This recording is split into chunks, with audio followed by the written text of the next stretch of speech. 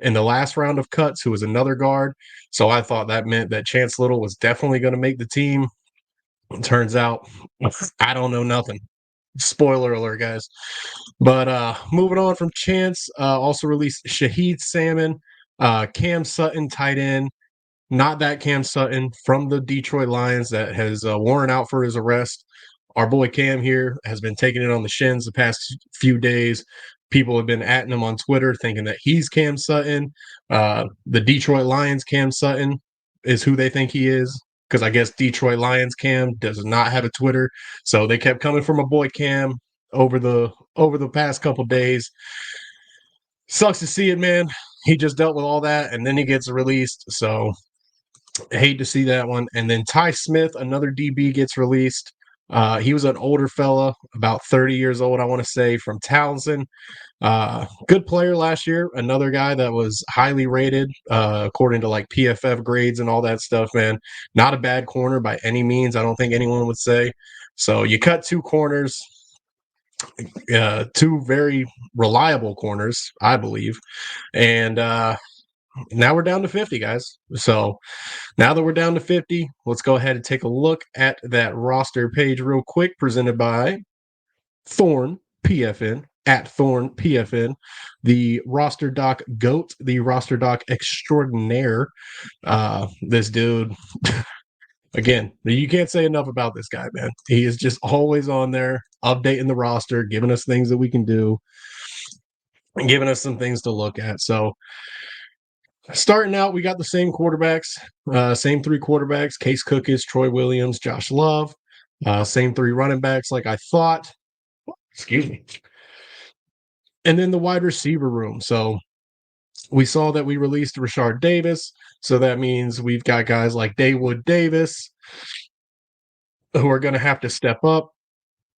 And we've got Jonathan Adams still. Sorry about that, guys. Couple acid reflux acting up real quick. But anyway, wide receiver room is looking good. We got 6 wide receivers left: Jonathan Adams, Dawood Davis, DeAndre Overton, D. Anderson, Vinny Papali, and Lee Morris. Vinny Papali probably going to be our slot guy more often than not.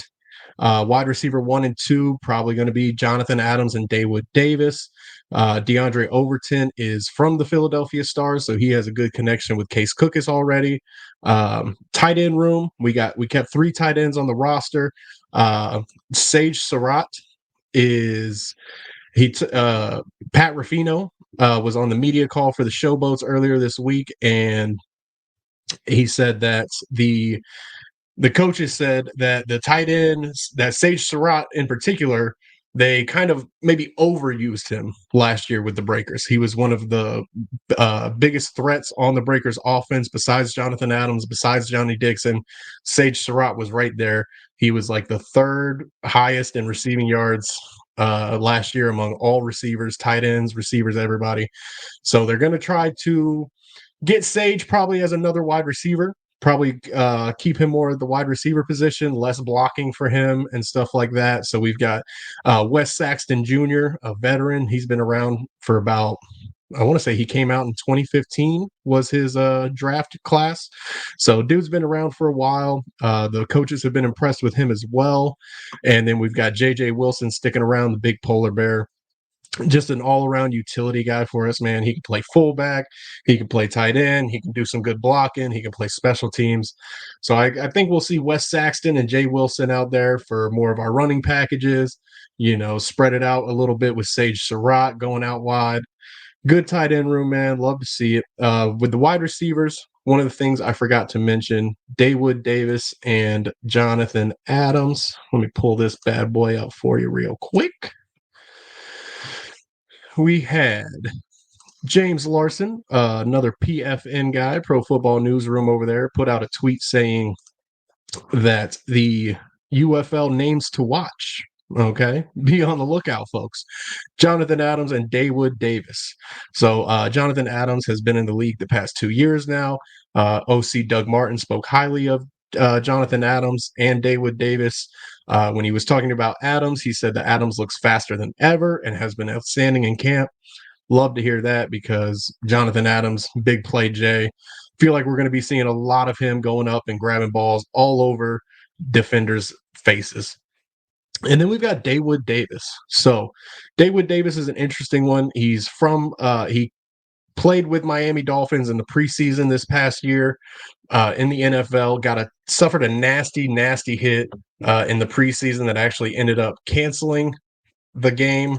They canceled the rest of the game because the hit was so brutal. He had to be taken to the hospital. He's all good now. He's on our team. And like James mentioned, the coaches have also been talking highly of him. I posted on my Twitter page that an Instagram post from the Showboats that showed Dawood returning kicks and punts. So I'm assuming he's going to be our primary returner since we released Derek Dillon and Rashard Davis. Might see Vinny Papali in there a little bit. He's a special teams ninja, so you can see Papali returning a couple kicks. But I think Dawood is going to be our kick returner primarily. Good speed, good big body guy. So excited to see this offense, man. Case Cookis, Coach Flip. It's going to be pretty fun. So moving on to the offensive line, we kept 4 tackles, 2 guards, 3 centers. So what's that? 9. We got 9 offensive linemen. If I had to take a guess, Jerron Jones and Terry Poole probably be our starting tackles. Feels like a starting center, Alec Lindstrom, and then one of these other centers, either Jared Thomas or Jordan McRae, or even both of them, might be playing that guard position alongside Tyrone Prescott and Lika Uhatafe. One of the things that the coaches have mentioned is their offensive line is a little more athletic this year. They're trying to get more of like some pulling guards, some pulling tackles, guys that can get out and in space and make some stuff happen for the running backs, for the receivers, screens, all that good stuff. Different run game formations. So it's kind of goes to why Kurt Kelly was released. Probably, people say he's more of a big mauling type of guy. Not as athletic, but definitely can move some bodies around for you. So it seems like they're going a little more athletic on the offensive line this year. Whew, love to see it.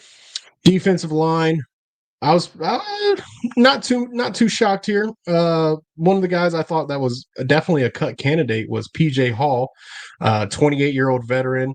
He'd been around the NFL a good little bit. I thought just he was an older guy. I thought maybe he wouldn't make it all the way through, but they must have been impressed with PJ. Edge rushers got our boys Jeff McCullough, Greg Reeves, Max Roberts, Jordan Ferguson, Tyson Render. Linebackers, we got our boy Vontae Diggs out there, Anthony Butler, TJ Neal, and Malik Lawal.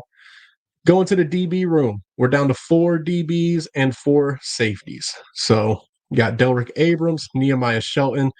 Shelton was a rookie for us last year, came to the league. Only played in like 1 or 2 games right at the end of the season.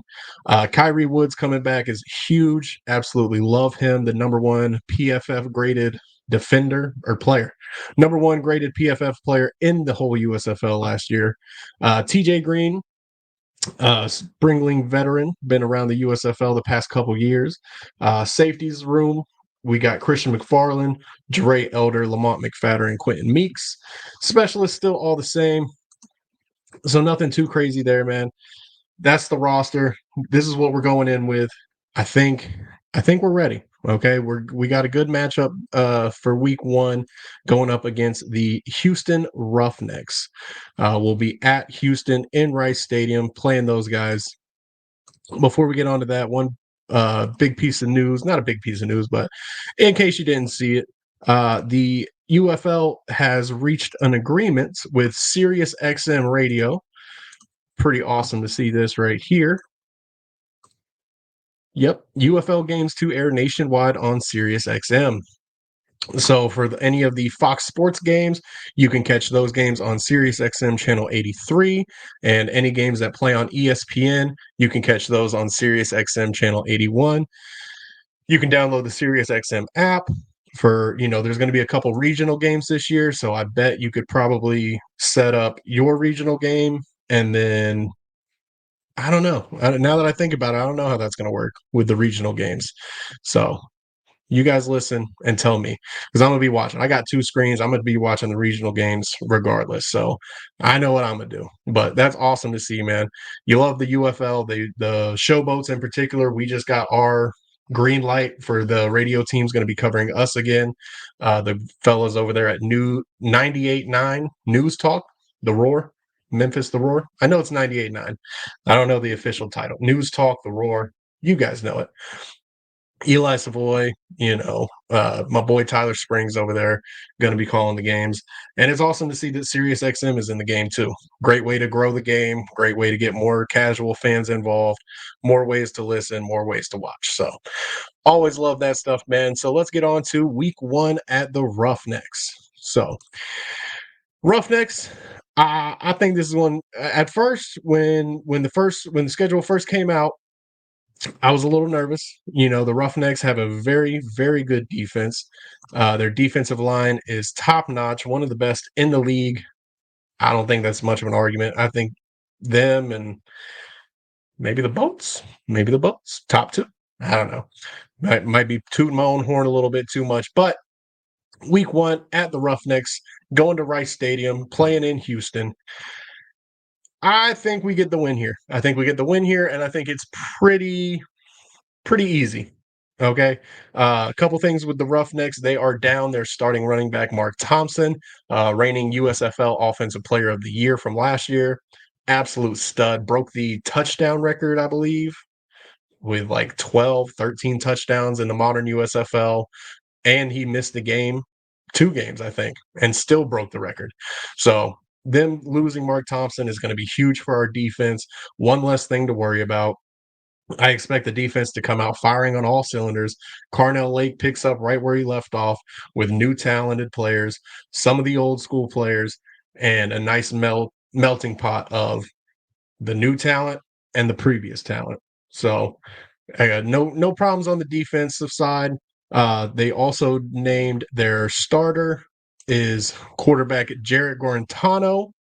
So if for those that don't know about Jarrett, you're not the only one. I had no clue. I had no clue who Jarrett Garantano was until he came into the UFL. I know that people either love him or hate him. It seems like they either think he's going to be the best thing ever or he's going to be the worst thing ever. So Jarrett Garantano is going to be QB1, and then you also see that Coach Curtis Johnson said he doesn't know exactly who's backing up. Who's going to be QB2 for week 1 right now? It could be Nolan Henderson. It could be Reed Sinnett.